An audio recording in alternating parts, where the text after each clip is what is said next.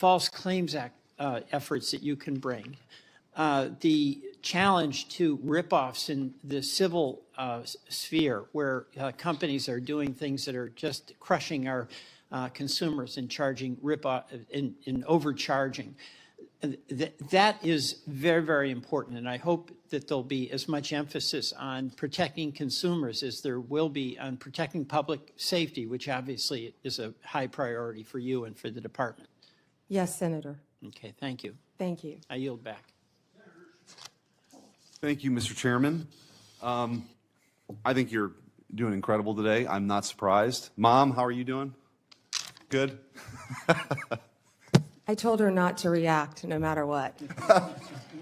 That's probably harder for her than it is for you. Well, listen, we've talked about this over the years. So for me, I didn't know any lawyers growing up. I'm trying to think when I actually met a lawyer in my life. I grew up in a really blue-collar neighborhood, but I was attracted to the law because I felt like it gave guardrails for people to pursue their dreams, right? That you would be on an equal footing.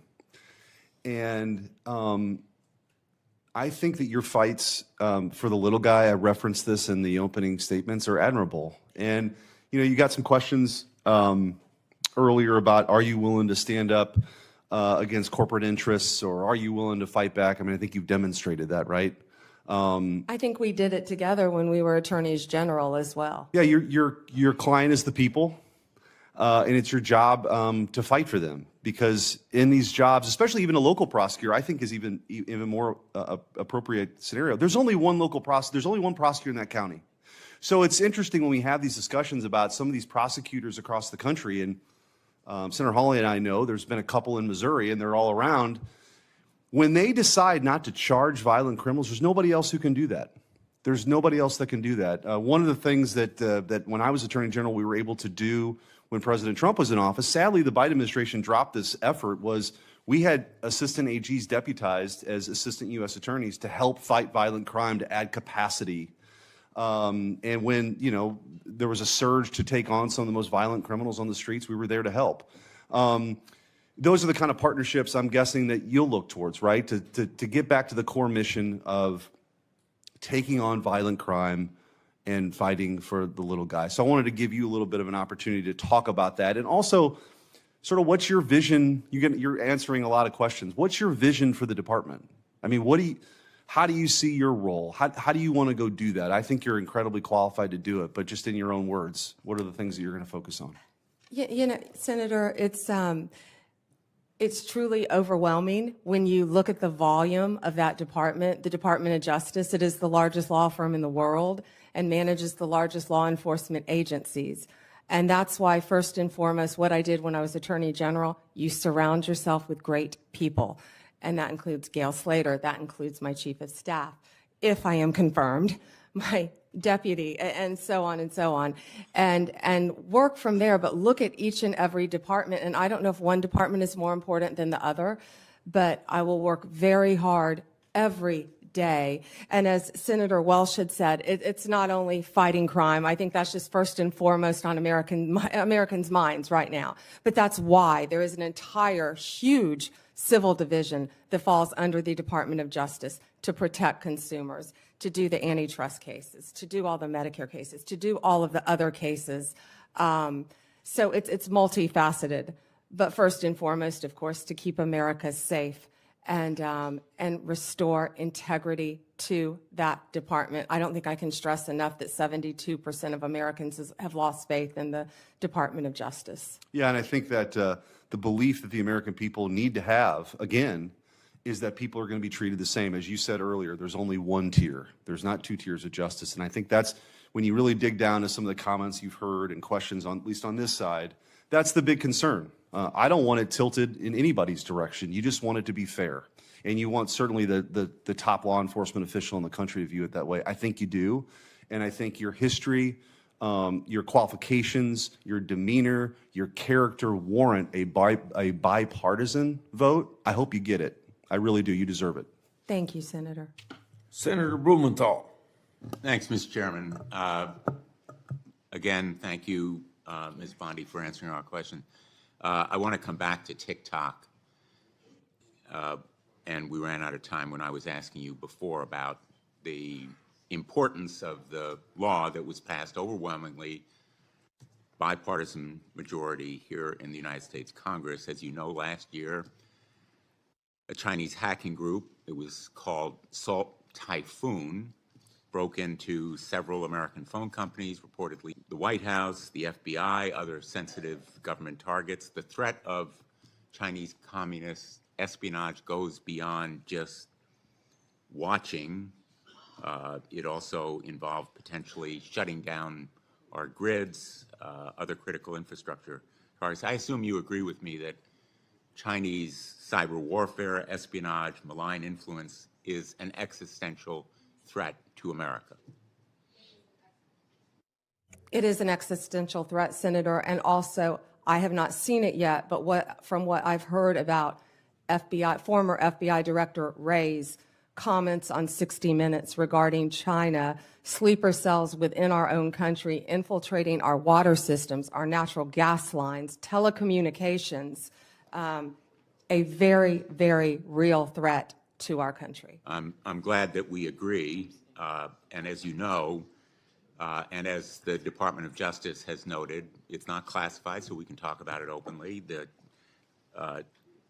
ByteDance is beholden to the demands of the Chinese government. It is controlled by the Chinese government, and it in turn controls TikTok. Do you agree that ByteDance's control, ownership, exploitation of TikTok is a threat to American national security? Senator, this is pending litigation within the Department of Justice. Okay, let me put it a different way. It's not pending litigation within the Department of Justice. It's in the courts. In the courts. And the Department of Justice is currently defending Yes. the constitutionality of American law. Will you continue to defend the law passed by the Congress defending America's national security? Senator, I cannot. It would be irresponsible for me to talk about anything, and it is pending litigation. No, you can talk semantics Attorney all the edge on anything, Senator. I'm I just having can't a comment on problem anything. with the idea that you won't tell me that the Department of Justice will continue to defend against constitutional attacks the law of the United States. When I was Attorney General of the state of Connecticut, I would say I have an obligation to defend the law of Connecticut against any attacks. You have an obligation, or you did as Attorney General of Florida, to go to court when those laws were attacked. You have an obligation as United States Attorney General to do what this Attorney General is doing, whether you agree with it or not, and frankly, whatever the president thinks about that law, you have an obligation to defend it. This is an easy question for you.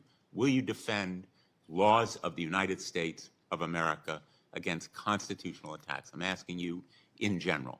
In general, yes. And with respect to the law that would require divestiture of TikTok, which is a law passed by this body and supported by, I think, a majority of members on both sides of the aisle, why can't you tell us that you will defend it? Senator, I'm not hedging. This is all pending litigation, and I can't talk about pending litigation if confirmed as Attorney General. I have to tell you, with all due respect, that answer is unacceptable to me. Thank you. Thank you. Before I go to Senator Brett, I'd like to enter a letter into the record from former Department of Justice employees who support Ms. Bondi's nomination. This bipartisan group of attorneys includes several former AGs, assistant attorneys general, U.S. attorneys, right to share both strong and enthusiastic support, unquote, for Ms. Bondi law, end of quote, without objection. I would enter these into the record. Hearing none, so ordered. Senator Brett. Thank you, Mr. Chairman. Several of my colleagues on the other side of the aisle have insinuated that your friendship with Donald Trump is a problem. My colleagues on my side of the aisle have leaned into this, kind of exposing the hypocrisy, given what we have seen before from previous administrations. And I would just like to read something to you from 1961. Washington, January 13th. The Senate Judiciary Committee approved without objection today President-elect John F. Kennedy's selection of his brother, Robert, as Attorney General. The vote came after a 2-hour hearing. Would you like a 2-hour hearing, by the way? Can we redo this? Yeah, that's right. The vote came after a 2-hour hearing devoted in large part to the praise of Mr. Kennedy. Forecasts that there would be several critical questionings, especially from Republicans, proved incorrect. All 14 committee members present voted to approve the nomination when it was formally made. The New York Times. As it said, blood is thicker than water, meaning family bonds are stronger than any other relationship. I just think that that needs to be before the American people once again, and I appreciate you continuing to reiterate that you will serve the people of this great country and that you will follow the law. Thank you, Senator. I'd like to move to something that has become another theme of this hearing, and that is Senator Grassley's letters. So I myself sent a letter to our current Attorney General and unfortunately received the very same treatment. So in front of this committee, Merrick Garland, Attorney General Garland, had made a testimony that we found evidence to possibly contradict what he had said. On March 23rd, he came in front of the Appropriations Committee, where I was a member, and I presented him with evidence that the DOJ had actively discouraged the enforcement of 18 United States Code Section 1507 at the homes of Supreme Court justices in the wake of the leak of the Dobbs decision. Evidence that appeared that he had clearly either misled or misinformed this committee. Evidence that showed that the department was putting politics above duty. Section 1507, as you well know, makes it illegal to picket or parade near a judge's residence and with the intent of influencing them in the discharge of their duty. It was openly and flagrantly violated on numerous occasions in the summer of 2022, yet never enforced by U.S. Marshals stationed at the home of the justices, in large part because of the evidence that we showed that they had been actively discouraged from making arrest. When we asked Attorney General Garland why no one had been prosecuted, he said because no one had been arrested. Really going back to the fact that the U.S. Marshals in these slides were actively discouraged from making them. On May 3rd, 2023, I led a group of senators, many on this committee, sending a letter to the Attorney General asking him for a response to 19 questions by the end of May. And to this day, I have yet to receive any actual response to any of my questions. To Senator Grassley's second point, if you do get a response, which mine came almost a year late, it was just words on paper. And so what I'd like to know from you is two things. One, if confirmed, will you do everything in your power to have yourself or one of your top officials respond in a timely manner to those of us on this committee? And second, since I am almost out of time, will you commit to working to help me get answers about why this happened in the Department of Justice so that we can ensure that it never happens again? Yes, Senator, and it sounds like we're going to have to open an entire unit to handle Senator Grassley's letters. Good. To respond to them. That's what we all like to hear. Senator Booker. Thank you, and I'm grateful to Senator Britt for bringing that up. It's probably one of the most bipartisan commitments if we're going to fulfill our duties as of the Constitution to give oversight. It's really important that we get timely responses, and I'm grateful for that. I want to jump back right in where we were talking in last is just about the crack and powder cocaine disparities that we discussed in my office. It's something that this committee in a bipartisan way have done a lot on. We discussed about the 18-to-1 sentencing disparity, which came down from 100 to 1. I've been working in good faith with people like Senator Grassley on trying to just get justice with that, move it as much towards one-to-one as possible. We know that actually in Florida, your home state, as well as 43 other states, it's One-to-one. It's one-to-one. Thank you for making my question quicker.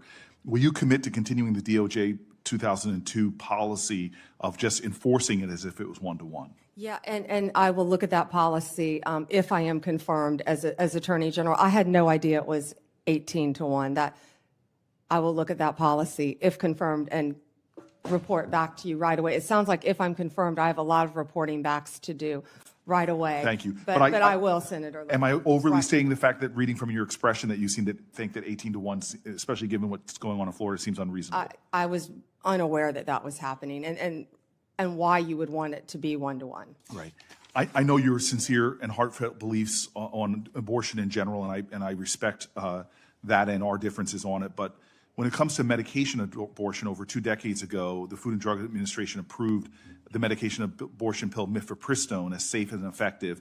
Decades of research continue to confirm the drug's safety. However, access to mifepristone was threatened by several lawsuits that second-guessed the FDA's expert judgment about the drug. The Department of Justice has vigorously defended the FDA's judgment about the safetiness and effectiveness, and I guess a lot of people are concerned about reversing a policy that could deeply affect people's access to mifepristone. I'm wondering if you would commit to continuing the U.S. Department of Justice's efforts to defend the FDA's judgment in lawsuits against mifepristone. And I was not aware of that, Senator, until we spoke. And I think I told you I will look at that policy. I was not aware of the policy. I will look at that policy. I am personally pro-life. I have always been pro-life. But I will look at that policy. I will not let my personal beliefs affect how I carry out the law. I wish I had more than 90 seconds to talk to you about an issue, but you've been so willing to talk to me about it. But the First Step Act implementation is, in my opinion, in a dire state. We had a bipartisan bill with 87 senators voting for it, 88 if Lindsey Graham was not off fighting the world's fight. I would like to make sure that you work with us to have implementation done. One of the reasons why it's so poorly implemented is because of the disastrous realities in the Bureau of Prisons. We've had bipartisan hearings here about the egregious stuff. The hearing was so disturbing that one of my colleagues on the side came over and said, whatever I can do, let's work together. It is understaffed, and therefore a lot of the people that are supposed to be implementing the programs that would help for people to earn time credit to get out, the education programs that are proven to reduce recidivism, can't be done because the Bureau of Prisons is a disaster in terms of staffing and funding. People leave their federal correctional officers' jobs to go to state because they can make significantly more money. Is this a cause? Morale is horrible. Yes, morale is horrible. Do you feel a sense of urgency like I do to focus on the Bureau of Prisons, to deal with the staffing issues and help for the full implementation of the First Step Act? Yes, Senator, and yes. Thank you for the latitude, Mr. Chairman. For a question for both the nominee and you, Senator Booker. You were talking about this one-to-one equation. If your implication to her was that it could be done through her actions, then it seems we've been wasting our time trying to find a compromise between you and me on that subject for legislation. I didn't prepare for this hearing, sir. I didn't know I'd be asked questions. I look forward to working with you. I do believe that it should be done judicially as well as with prosecutorial discretion. Okay. It should be done legislatively as well as prosecutorial discretion. Thank you, sir. Thank you, Mr. Chairman. General Bondi, I congratulate you on an excellent job at this hearing. And I want to go back to the topic you and I discussed before, which is the politicization of the Department of Justice. I want to focus on a different aspect of it. We talked about the Department of Justice under Joe Biden and Kamala Harris being used to target the president's political enemies. We talked about it being used to protect the political friends and allies of the White House. But there's another aspect of politicization and lawlessness, and that is refusing to follow the law, utterly defying federal statutory law. And I think there's no area where this has been more egregious than as it concerns our immigration laws. We have had 4 years of a wide open southern border. My state, Texas, has borne a disproportionate burden as a consequence of that, as 12 million illegal aliens have flooded into this country. And what the Biden administration has done, no other president in the history of America has done. The Biden administration has simply ignored the law, and when illegal aliens are apprehended, they release them. Federal law says they shall be detained, says they shall be deported. And frankly, our constitutional system is not meant to deal with a president who defies the law. Article 2 says the president shall take care that the laws be faithfully executed. This administration utterly defied the law. I have said somewhat tongue-in-cheek, Joe Biden did something I previously thought was impossible. He made me miss Barack Obama. Because Barack Obama, for all my disagreements with him, when it came to illegal immigration, he by and large followed the law. Barack Obama deported millions of people. The left got mad at him and called him the deporter-in-chief. No administration has ever done what this administration has done, which has said, we are going to facilitate the invasion of this country. We're going to release 12 million people, and we are going to see Americans murdered, women raped, children abused and murdered. We're going to see drugs flood into this country, fentanyl flood into this country. And so I want to ask you several things on this. First of all, in your experience, what are the consequences of open borders, and who pays the price when illegal immigrants, and in particular violent criminal illegal immigrants, are released into the country? American citizens, Senator, and I think I know they're paying the price every single day. We're seeing it, we're watching it. We've talked about Lake and Riley, of course, multiple times, but there are multiple victims, violent crime in all of our states. And as we say now, every state is a border state. I was at the border, not in your state, but in Yuma, Arizona, several months ago, and I saw firsthand, showed us IDs and driver's license, Venezuela, from all of these countries, IDs just thrown on the ground, and people were allowed to walk freely into our country. Senator, I never knew the definition of a disposable child. I never heard that term in my entire career until I was there. A disposable child, the agents kept recognizing a little boy coming over and over. You're familiar with it, I'm sure. Same little boy. And let me ask, just because he had been trafficked. Let me ask, because my time has expired and the issue you're raising is so incredibly important. There are over 300,000 children that this administration has lost. Little girls and little boys who came here unaccompanied were in this administration's custody. They handed them over to adults, many of them not blood relatives, and they don't know where they are. I've never seen a single Democrat in this committee ask one question about the 300,000 children. I want to ask you a commitment. Will you, as Attorney General, investigate and make every effort to find those children, and if they are subject to abuse, get them out of those abusive situations that the federal government has put them into? Yes, Senator. Thank you. Senator Padilla. Thank you, Mr. Chairman, and I'll just follow up Senator Cruz's final comment with suggesting that we include targeting those children who are victims of unscrupulous employers as well. And happy to follow up with articles and reports as you prepare for this position. Senator, I'm sorry, employers? Yes. Okay, I didn't understand that. Yeah, many employers across the country who are employing and exploiting dangerous conditions. Yes. These children that we're talking about. Ms. Bondi, we have even less time in this round than the first round. Oh, darn. And I don't have some yes or no questions, but a couple of important issues I do want to make sure to cover for the record. When you were a Florida Attorney General, you defended restrictive abortion laws, including mandatory waiting periods and parental consent requirements.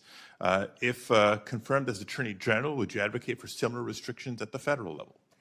I will follow the law of the United States of America. Okay, well, I'm asking this question because there's a difference between federal law and Florida law. There's a difference between the law and your personal views. So how and according would you to Dobbs, those are left to the states. How would you ensure that your personal views don't influence your decisions as Attorney General in cases involving reproductive health? Oh, my personal, no, my personal feelings would not influence, Senator. Okay. Next, questions on the top challenge and a problem in many parts of the country. As you know, the Department of Justice plays a key role in enforcing federal gun laws and working to prevent gun violence. In the wake of the Parkland shooting in 2018, you expressed support for certain gun control measures in Florida, including raising the minimum age for firearm purchases and implementing red flag laws, which I agree with, I support. They're proven to make a difference and to save lives. How would you use the position of Attorney General to advance these common sense gun safety policies on a national level? First, Senator, let me say I am pro Second Amendment. I have always been pro Second Amendment. I will the laws of my state of Florida and our country, of course, regarding any gun laws. I worked that shooting, meaning I was there when 17 family members were notified. I was there that their children were murdered. Also, Pulse nightclub. I also went to Nevada to help with the MGM shooting. The Attorney General at the time asked me to come out there. I believe over 60 people were murdered there. I am an advocate for the Second Amendment, but I will enforce the laws of the land. Okay, well, I appreciate that. I would certainly hope so. But any specific ideas that you have on advancing the common sense gun safety proposals that you support as you were Attorney General? I gave you 2 examples: raising the minimum age for firearm purchases or implementing red flag laws. There's, I think, a growing national consensus on universal background checks. I would be glad to meet with you and review any legislation that you have, Senator. Okay. All right, I only have a few seconds left, but thank you for your testimony. I know we asked some tough questions in this hearing. That's what the confirmation hearing process is supposed to be about. I know how to count and I know how to read tea leaves. It seems to me you're very, very, very, very likely to be confirmed, and certainly look forward to working with you in your office on the issues that I've raised today and more.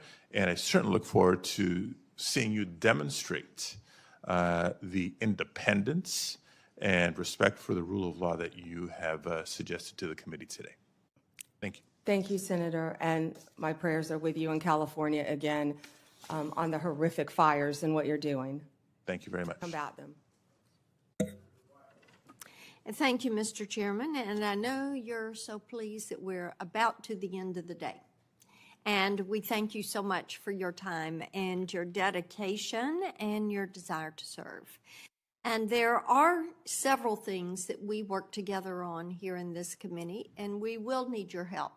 Online privacy, we have never addressed. Senator Blumenthal and I have worked on that. The Kids Online Safety Act, which we are looking forward to finishing here this under President Trump's leadership so that we can protect children in the virtual space.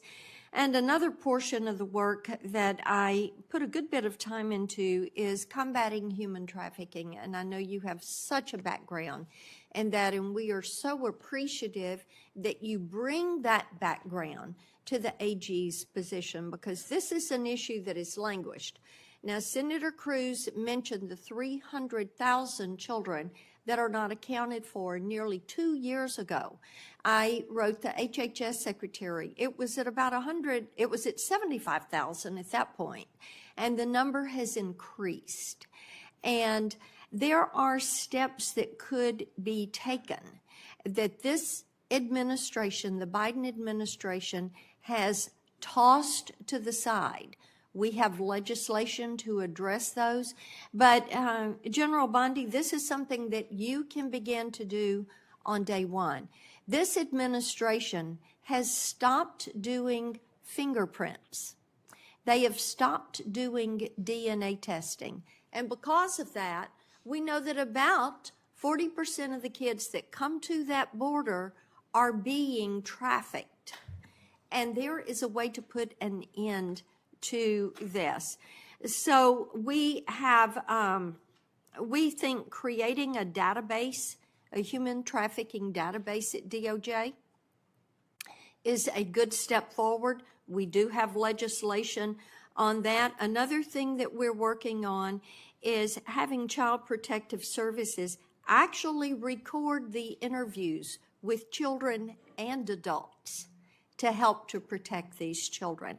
But I would really like to get your commitment on the record for your help and a statement about the work that you have done in human trafficking and your commitment to ending that in our country.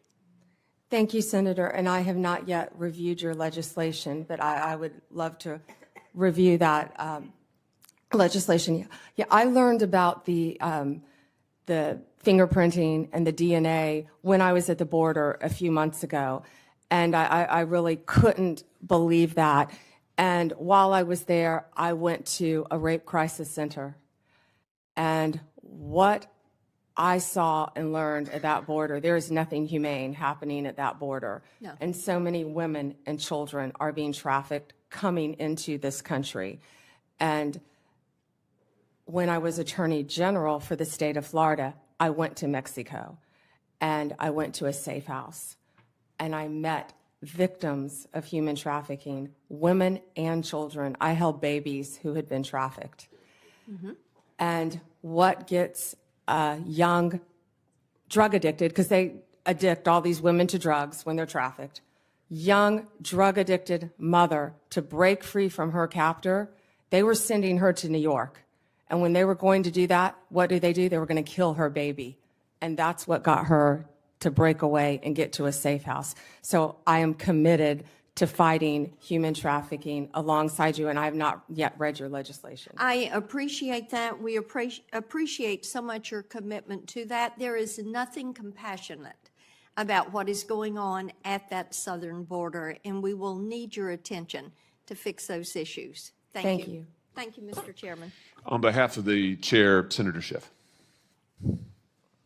Thank you, Mr. Chair. It's been suggested, Ms. Bondi, by a number of my colleagues that the concern Democrats have is that you are friends with the president. That's not our concern. It's not our concern that you're loyal to the former president. The president has a right to choose people who he believes will be loyal to him.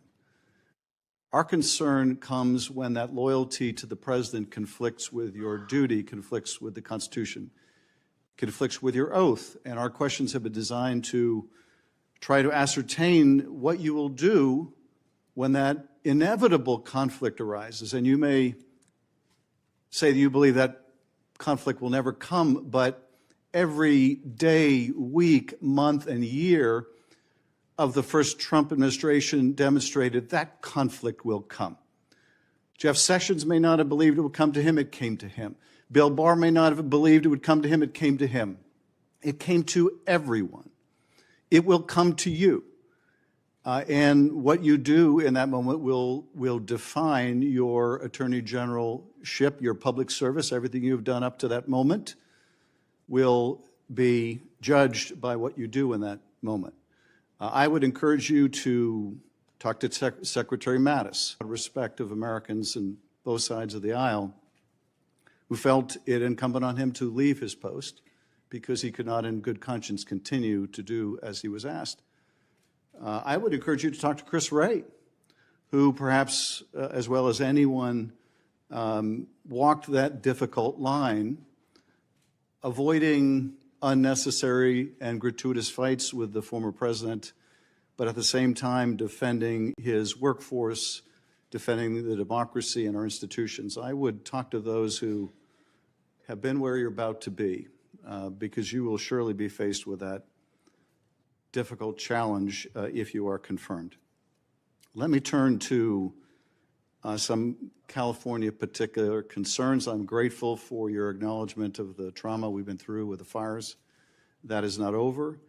We will need your help in going after those who are committing arson or who are looting or the inevitable fraudsters who will take advantage of the situation to try to defraud taxpayers. Price gouging. As well as price gouging. Indeed, on the subject of price gouging, and we talked quite a bit about the 2020 election, the 2024 election was about the high cost of living, I hope you will demonstrate a willingness to go after anyone who's engaged in price gouging. I think the oil companies are engaged in price gouging. The price at the pump in California is through the roof. Are you willing to take on even powerful interests like the oil industry if you determine that they are gouging consumers? I handled the BP oil spill, Senator, when I was Attorney General for the state of Florida.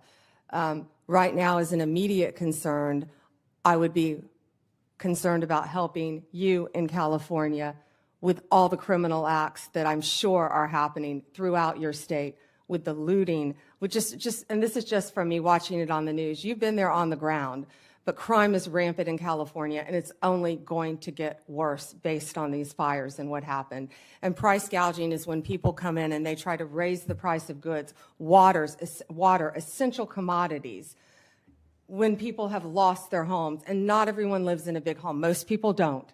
And people have lost everything that they have had. And I am committed to working with everyone in California constantly to help the people in the aftermath of these fires and do everything that I can. We will need your help on that. We will need your help on attacking the scourge of fentanyl. We can't solve this problem as local government or state government or federal government alone. We need to work together on that. And let me ask one last question, if I may, Mr. Chairman. Important to a great many Californians and people around the country. And that is, will you respect their marriage? Will you respect marriage equality? Will you defend marriage equality? I will respect the law, absolutely. Thank you, Mr. Chairman. Thank you, Senator. I'm sitting here in the chairman's seat, General Bondi. It's a great feeling of power. Do you have documents you want me to review? Maybe some things I'd like you to sign. Let me just ask you here, and I think I may be your last interlocutor for the day, so congratulations. You've just done fantastic. Thank you for answering all of our questions. Let me just ask you about another of the abuses that this past administration perpetrated that is still in place, and I'm referring to the October 2021 memo from Attorney General Garland targeting parents at school board meetings. Do you remember this? Yes, Senator. What happened was, as I'm sure you recall, we now know the Biden administration, the White House, the Secretary of Education solicited a letter from the National School Board Association. They ginned it up. It was fake from beginning to end. They ginned it up, calling for law enforcement scrutiny against parents, inquiring about face masks, critical race theory, and Attorney General Garland. You talk about bowing to political pressure. When the White House demanded he activate the FBI against these parents, amazingly, unbelievably, he did it. And he issued this memorandum in October of 2021. All of this time later, that memorandum has still never been formally rescinded. Even after the National School Board Association withdrew their letter, admitted they had been wrong to call parents potential domestic terrorists who were merely raising questions about what their children were being taught, Garland never apologized for it. He never did anything about it. It is still in effect. Here's my question for you. As Attorney General, if and when you are confirmed, will you finally rescind that memorandum and do right on behalf of all of these parents who have been wrongly, unjustly targeted by the FBI and DOJ? Senator, I have not yet read the memo. If I am confirmed, I will read the memo and I will do the right thing, just like I told senators on both sides of the aisle regarding their issues. Good. I look forward to you doing that, and I would hope this is something you could do. This shouldn't be a partisan issue. I bet the parents who went to these meetings, they're Republicans or Democrats. They have no partisanship, but they want to know that their First Amendment rights will be protected. And you rescinding that memo formally after, frankly, the current Attorney General lied to us about it for years would send a tremendous message. Let me just ask you about the one other thing, and this is something near and dear to me. We talked about this when you came to my office. The Department of Justice administers a fund called the Radiation Exposure Compensation Fund. This is a fund that helps pay for the health care bills of Americans who have been exposed to nuclear radiation by the government through no fault of their own in the West and other parts of the country. The Department of Justice has administered that program for years. Senator Orrin Hatch actually wrote the initial bill. It has been in existence since 1990. It's been supported by senators from both parties. It's extremely important to my state because the state of Missouri, we have a lot of nuclear radiation that has occurred, that's still in our groundwater, still in our soil, not cleaned up yet. My question for you is, since you'll be in charge of administering it, will you administer that program fairly and equitably? Will you defend it? Will you make sure that radiation victims who are under the statute entitled to compensation from their government get what they deserve? Senator, I was speaking about that with someone yesterday because I did not know, again, there's going to be a lot, if I am confirmed, that I don't know. That's why it's so important to keep an open dialogue with every senator from every state. And yes, I am committed to looking at that. And I did not. Very much. Thank you for answering our questions. And with that, Mr. Chairman, I yield back my time. Before I close down this meeting, I would enter into a record from a bipartisan group of attorneys who have served as Attorney General in their respective states. This includes New York, Delaware, New Jersey, Illinois, and Hawaii. They write that Ms. Bondi has worked, quote, across both state and party lines to solve problems. And a further quote that she is, quote unquote, highly qualified nominee. Without objection, that will be put in the record. You've done extremely well. I thank you for your testimony today, and I thank your family, whatever pressures they felt. We apologize for it, but thank you for being so patient through all this process. You should be very proud, Ms. Bondi. You performed well, I think, admirably is another adjective, and showed this entire country that you're eminently qualified to serve as Attorney General. If confirmed, you will be a chief protector of the rule of law, and I have every confidence that you're going to do a superb job. Now, for information for the future, written questions can be submitted for the record until tomorrow at 5 p.m. Ms. Bondi, when you receive these questions, please enter and return them to the committee as soon as possible, because under our rules, that has something to do with when we can schedule action for your confirmation. You're excused at this point. This committee is adjourned. We will reconvene tomorrow right here. Is it right here in this room? Right here at 10:15 a.m. to hear from a panel of outside witnesses in regard to Ms. Bondi's nomination. We adjourn. Thank you, Senator.